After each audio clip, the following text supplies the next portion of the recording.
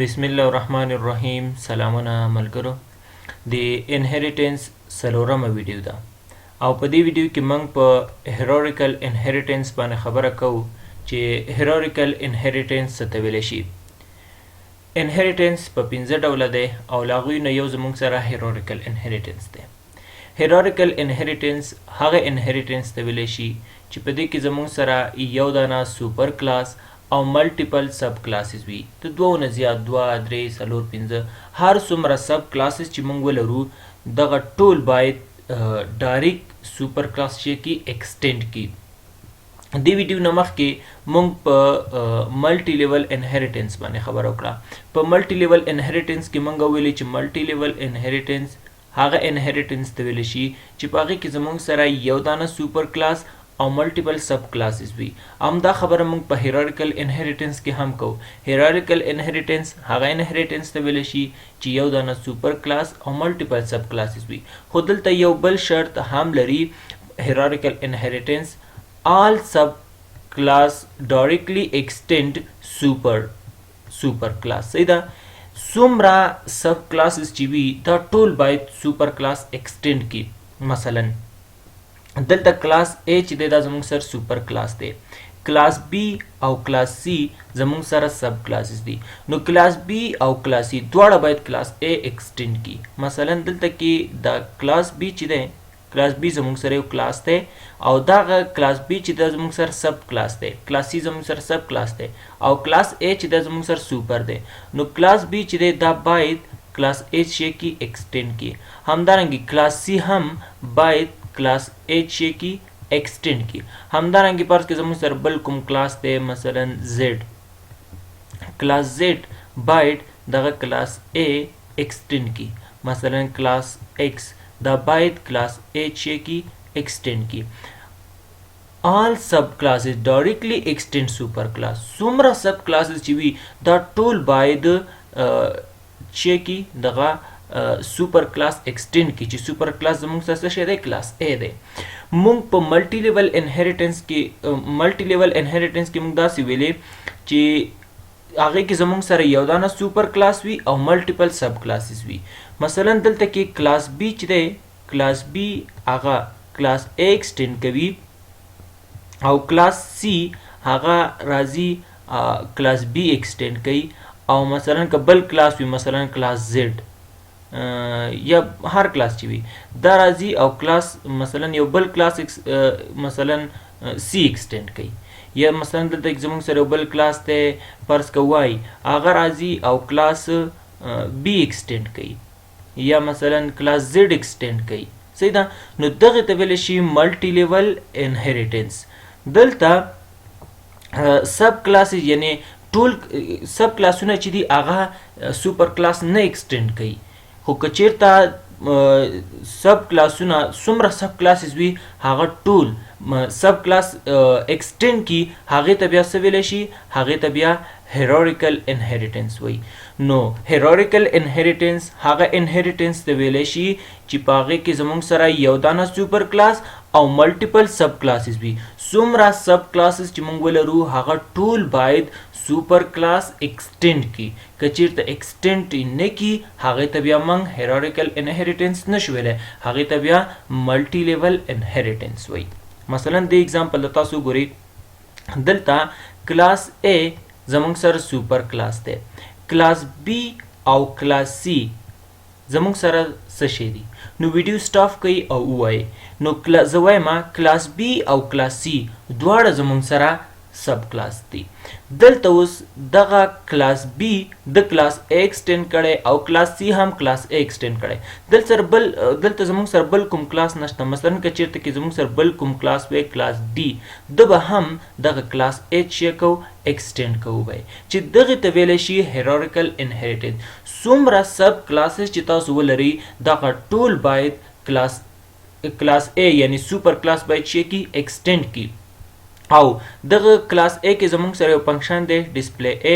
کلاس B کې زموږ سره فنکشن دی ډسپلی B. په کلاس C کې زموږ سره فنکشن دی ډسپلی C په نوم باندې. او په هر فنکشن کې یو میسج هم چې دی پروت دی. ملګرو دلته کې سوال پیدا کیږي چې موږ د کوم کلاس اوبجیکټ جوړ کو. نو ملګرو تاسو کله چې هم تاسو اوبجیکټ جوړوي اوبجیکټ تاسو د سب کلاس جوړوي. ولی ځکه که چیرته تاسو د کلاس A اوبجیکټ جوړ کړئ، کلاس A چې دی دا یو سوپر کلاس دی. که چیرته تاسو د سوپر کلاس اوبجیکټ جوړ کړئ تاسو یوازې کولی شئ دغه فنکشن اکسس کړئ یا هر هغه څه چې په دغه کلاس کې وي هغه تاسو کولی شئ اکسس کړئ.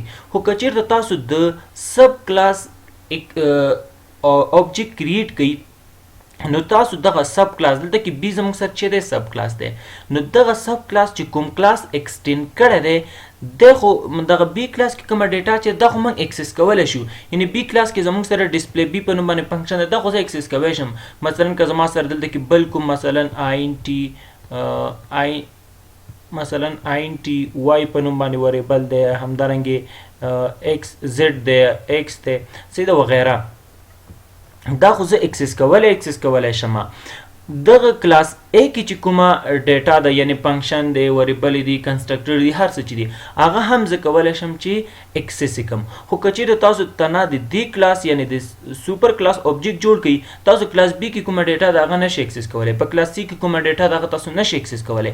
نو له دې وجې نه چې تاسو غواړئ چې مثلا دا کوم کلاس چې د ایکسټینډ کړی دی هغه هم اکسس کړئ، هغه کې کومه ډیټا ده هغه هم اکسس کړئ، نو تاسو د سب کلاس اوبجیکټ جوړوئ. دلته ګورئ که چیرې تاسو د C کلاس هم زموږ سره یو سب کلاس دی، که چیرې د دې تاسو اوبجیکټ جوړ کړئ تاسو دوه کلاسونه اکسس کولی شئ، یو ډسپلی C او بل ډسپلی A. یعنی په A دلته کې ګورئ C کلاس چې د A ایکسټینډ کړی، نو په A کلاس کې څه ډیټا چې ده هغه هم تاسو اکسس کولی شئ او په C کلاس کې چې څه دي هغه خو تاسو اکسس کولی شئ ځکه هغه د خپل کلاس خپل کنسټرکټر دی، میتد دی، وریبل هر څه چې دي هغه خو د اکسس کولی شي. راځم نیټبینز IDE ته او زه یو بل اگزامپل تاسو ته کار کوم ترڅو تاسو ته هیرارکل انهریټنس کلیر شي. نو دلته به زه رائټ کلیک وکم او نیو پروجیکټ نیکسټ او دلته به زه یو نوم ورته انتخاب کم. تاسو هر څه نوم چې ورکوئ ما ورته ورکړه کلاس 59 هغې نه پس فینش.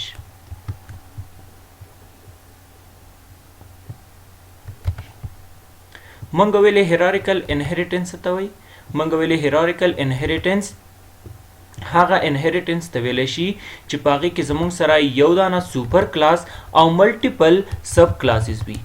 یو دانه زموږ سره پکې چې وي سوپر کلاس وي او ملټیپل سب کلاسز وي د یو نه زیات، 2 3 4 دې ته څه ویلی شي ملټیپل.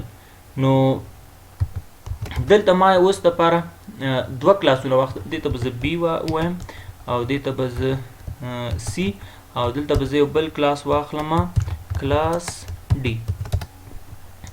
دلته مونږ ویلې هیرارکل انهریټنس هغې ته وایي چې زموږ سره یو دانه سوپر کلاس وي او ملټیپل سب کلاسز. نو دلته زه وایم چې ایکسټینډ که ماته ته کلاس A ماته ایکسټینډ کا، دلته وایم چې ته ماته څه کوه کلاس A ایکسټینډ کوه، یعنی کلاس A راته ایکسټینډ کا او ته هم ماته کلاس A ایکسټینډ کا. دا یو هم دلته هم زه کولی شم چې دلته زه ورته ولیکم چې ته ماته ایکسټینډ کا کلاس A. صحیح ده، خو دا زه نه اخلم. صحیح ده، داسې هم موږ کولی شو. اوس دلته کې وګورئ موږ ویلې چې هیرارکل انهریټنس هغه انهریټنس ته ویلی شي چې په هغې کې زموږ سره یو دانه سوپر کلاس وي او ملټیپل سب کلاسز وي. دلته کلاس A زموږ سره سوپر دی، B زموږ سره سب دی، C زموږ سره سب کلاس دی. دلته زه لیکم چې دا زموږ سره سب کلاس دی، D زموږ سره چې دی سب کلاس دی. صحیح ده، دلته زه ورته ولیکم دا سب 1 دی، دا زموږ سره 2 دی، 3 دانې سب کلاسز دي زموږ سره. او دلته زه راځم کلاس A کې او کلاس A کې زه یو فنکشن اخلم هر څه نوم چې تاسو ورکوئ، مثلا ما ورته ورکړه شو یا مثلا زه به ورته بس شو نوم سید یا بس شو نوم سید ما ورته شو 1 ورکړه. صحیح ده، شو 1 په نوم باندې فنکشن مې واخیست او دلته زه ورته وایم چې ته ماته اس اوټ کا حکمت الله سراج. صحیح ده، حکمت الله سراج او دلته زه ورته وایم چې کلاس A حکمت الله سراج کلاس A. دلته مې یو فنکشن واخیسته او هغې کې مې ورته ویلی چې حکمت الله سراج کلاس A. راځم کلاس بی ته او په کلاس بی کې هم یو فنکشن جوړو ما په نوم دی شو 2 په نوم باندې او دلته ورته وایم ما ته اس اوټ کا حکمت الله سراج کلاس بی صحیح ده. راځم کلاس سی ته دلته هم زه یو فنکشن اخلم void show 3 اس आउट कमाता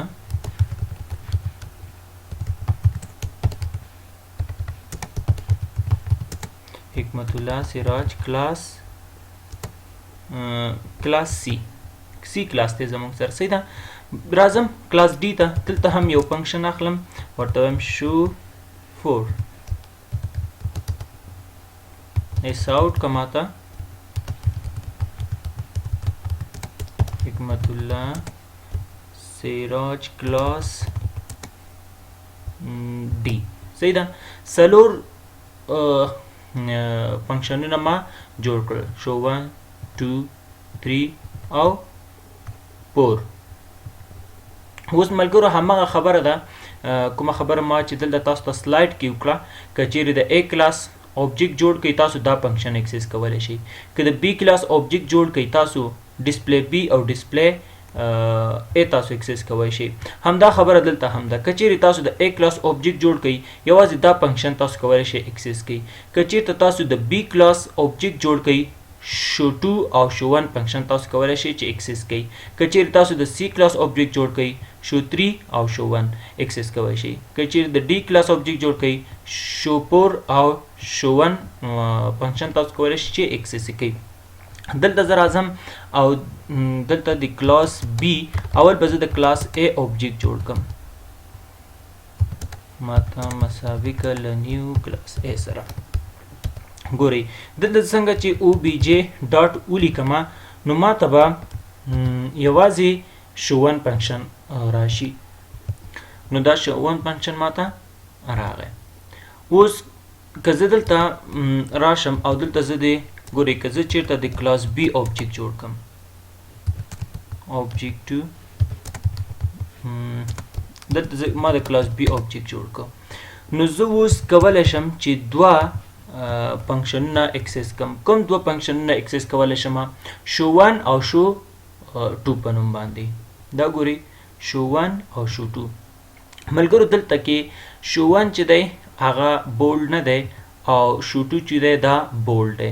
ولی شو 1 چې دی دا بولډ دی او شو 2 چې دی بولډ دی شو 1 بولډ نه دی. نو ویډیو سټاپ کړئ او وایي زه درته وایم شو 2 ځکه بولډ دی چې د کوم کلاس object چې موږ جوړ کړی دی دا شو 2 په همغه کلاس کې دی او دغه بولډ ځکه نه دی چې دغه کوم کلاس object چې موږ جوړ کړی دغه کلاس یو بل کلاس ایکسټینډ کړی دی دا په هغه کلاس کې دی. صحیح ده. obj2 ډاټ او دلته کې شو 2 فنکشن.